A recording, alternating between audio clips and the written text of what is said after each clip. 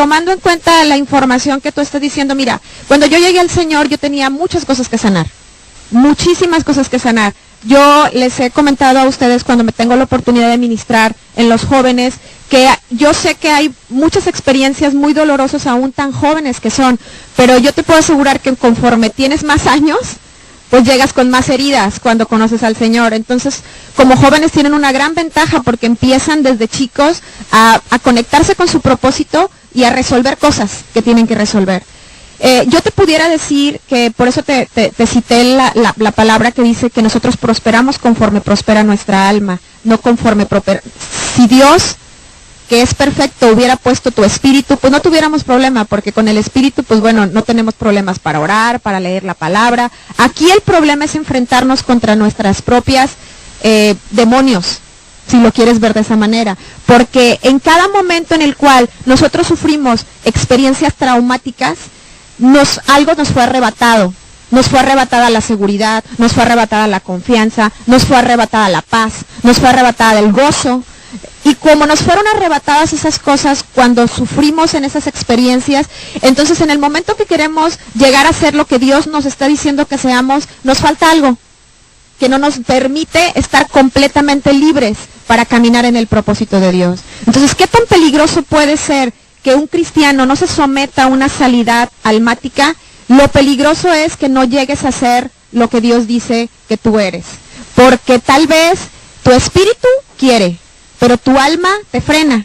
Y esto, la única manera de resolverlo es trabajándolo.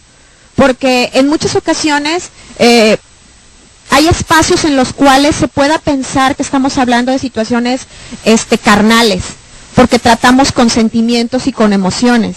Pero mi pregunta es, ¿no es un sentimiento, una emoción o un pensamiento lo que te limita, a fin de cuentas, a hacer lo que Dios te está pidiendo que hagas? Dios te está pidiendo que ames, pero no puedes amar. Dios te está pidiendo que tengas compasión, pero no puedes tener compasión. Dios te está pidiendo que seas libre, pero no tienes libertad para amarlo, para levantar las manos, para aceptar el amor de alguien más. No tienes esa libertad. El mismo Pablo decía, ¿por qué lo que quiero hacer no lo hago?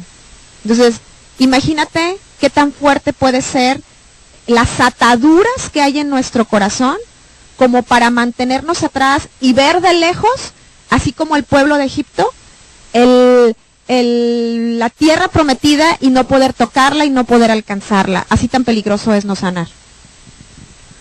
Lupita, tú nos comentabas, yo me acuerdo específicamente de esa frase en la reunión del miércoles, nos dijiste, de la manera en que tú ves la vida, así ves a Dios. O sea, ¿cómo puedes explicarnos un poco más de esta frase? Bueno, mira, lo que pasa es que nosotros estamos expuestos a relaciones. Desde que nacemos, nacemos en una familia, de la manera que sea la familia, puede ser una familia funcional o disfuncional, pero vivimos en una familia. Hay gente que nos rodea, a veces tenemos una familia con papá y mamá, a veces el abuelo nos cuida, a veces el tío, pero esa es la manera como vemos la vida. La manera como ves la vida cuando empiezas a existir en este mundo es como te la presentan, ¿sí? Es como está conformada tu familia, son las relaciones, el trato que hay con la familia. Entonces, hablando de Dios y específicamente de la autoridad o la persona que ejerce autoridad en nuestras vidas desde que nacemos, si no es una figura correcta, de acuerdo a lo que dice la palabra, como debe de ser una autoridad, entonces nosotros tendemos a ver a Dios, que a fin de cuentas lo conocemos después de que nos relacionamos con personas en la tierra. Nosotros nos empezamos a relacionar con Dios como nos relacionamos con la gente que vemos. Entonces nosotros nos empezamos a relacionar con Dios de la manera en la cual nos relacionamos con nuestro padre, nos relacionamos con nuestra madre, con tu abuelo, y de esa manera, como la manera que aprendiste, tú tienes una relación con Dios. El problema es que en muchas ocasiones las relaciones que tenemos con la gente que nos rodeamos no son relaciones sanas. Y de esa manera es como nos relacionamos con Dios. Si tuvimos un padre autoritario y que simple y sencillamente, según como nosotros nos comportábamos, era como nos trataba, así pensamos que es Dios. Si nosotros tuvimos un padre muy permisivo, también podemos pensar que Dios, y cuando nos hablan de que Dios es un Dios de juicio, no lo podemos creer porque siempre hicimos lo que quisimos, porque tuvimos mucha permisividad. Entonces, de la manera en la cual nosotros vemos la vida y las relaciones, es la manera en la cual nos relacionamos con Dios. Por eso es que tenemos que empezar desde el principio, por eso es que tenemos que desaprender, por eso es que tenemos que sanar, por eso es que tenemos que ponerle atención a todas las estructuras, paradigmas que hay en nuestra mente, porque si tú llegaste al Señor a los 15 años, bueno, tuviste 15 años para que te metieran información incorrecta. Entonces, imagínate todo lo que hay que desaprender para empezar a caminar en el Señor. Lupita, también, ya que estamos en un proceso de sanidad, la mayoría de nosotros quiere ver resultados en un día. Ya luego queremos ver que queremos hacer todo lo que en mucho tiempo no pudimos hacer. ¿Tú qué nos podrías decir acerca de esto? ¿Qué actitud debemos de tener en un proceso de sanidad en cuanto a esperar?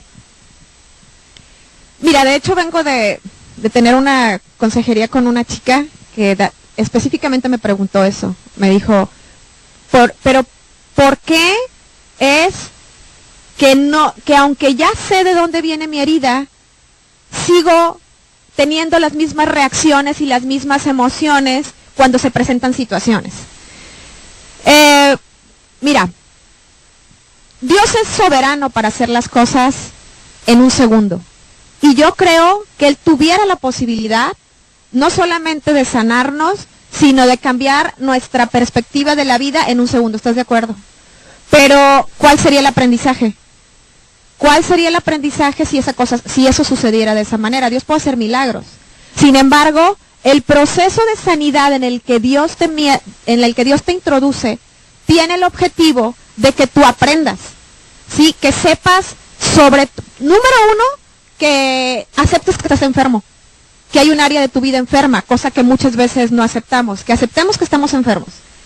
Número dos, que sepas que hay un Dios que está contigo durante todo el proceso y que el objetivo de Dios en tu sanidad es que tú confíes en Él y la sustancia de la sanidad o del proceso de sanidad es instalarte y colocar tus pies en el fundamento correcto, que es Cristo. Porque durante tu proceso de sanidad, Él te ama y Él te acompaña. Entonces, eso es una evidencia de que ese proceso nos convertirá y tendremos un aprendizaje y de esa manera podremos ser empáticos con personas que están pasando por la misma situación y que el día de mañana nosotros podemos ayudarles y podemos apoyarles en salir de esa situación, porque ya comprobamos por nuestra propia experiencia que sí podemos hacerlo con la ayuda del Señor. Entonces, el proceso de sanidad puede llevar tanto tiempo como nosotros estemos dispuestos y abiertos. Yo creo que Dios tampoco, como Padre, tampoco le gusta que suframos durante mucho tiempo, como todo padre. Pero si no hemos aprendido y si no entendemos y si no nos esforzamos, como dice la palabra, que nos esforcemos y seamos valientes, si no trabajamos en esa área, ¿qué es trabajar en esa área?